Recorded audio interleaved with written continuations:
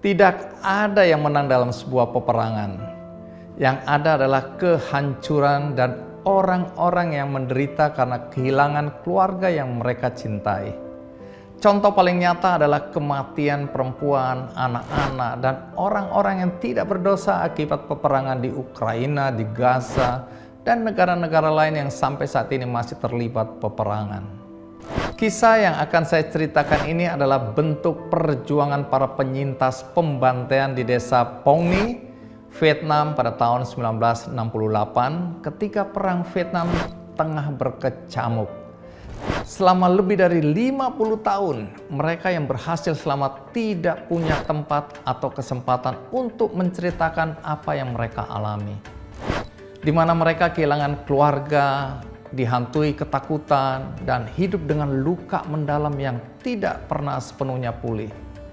Tidak banyak yang tertarik dengan kisah mereka soalnya yang mereka alami tidak penting. Namun Nguyen Thi Thanh adalah salah satu dari banyak penyintas yang berani untuk terus bersuara lantang atas peristiwa masa lalu tersebut. Pembantaian yang dialami oleh warga desa dipicu oleh tuduhan bahwa warga sipil mendukung pasukan Vietcong yang merupakan musuh utama Amerika Serikat dan sekutunya, antara lain Korea Selatan, dalam Perang Vietnam. Thanh baru berusia 8 tahun ketika pembantaian terjadi di desanya, Pong Ni, yang saat itu dikuasai pasukan Korea Selatan. Ia kehilangan 5 anggota keluarganya dan mengalami luka tembak di perutnya. Penyelidikan dan berbagai kesaksian menunjukkan bahwa unit pasukan Korea Selatan terlibat langsung dalam aksi kekerasan terhadap warga sipil di sana. Pengakuan atas kebenaran inilah yang diperjuangkan oleh Thanh. Tujuannya bukan untuk membalas dendam, melainkan untuk menuntut pengakuan atas tragedi kemanusiaan yang menimpa dirinya dan warga desanya.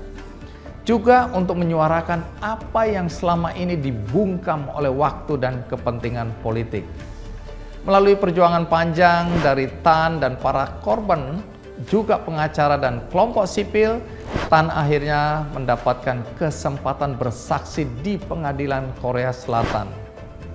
Maka pada tahun 2025, pengadilan memutuskan bahwa pemerintah Korea Selatan bertanggung jawab dan harus memberikan kompensasi kepada Thanh dan korban-korban lainnya. Setelah perjuangan selama 50 tahun, suara mereka akhirnya didengar dunia.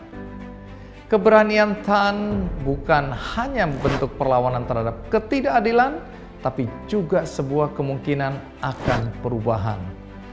Perjuangan Thanh adalah cerminan bahwa sejarah yang kelam bisa menjadi titik awal lahirnya perdamaian, bukan akhir dari harapan. Bagi Thanh, luka masa lalu itu justru menjadi sumber kekuatan. Bukan hanya untuk bertahan hidup, tapi untuk memperjuangkan keadilan dan mempertemukan kembali dua bangsa yang pernah terpisah oleh darah dan perang. Perempuan tangguh ini juga menunjukkan bahwa masa lalu memang tidak bisa diubah, tetapi masa depan bisa diperjuangkan. Banyak orang ketika mengalami masa lalu yang pahit, kemudian terperangkap dalam trauma yang berkepanjangan sehingga kehilangan harapan.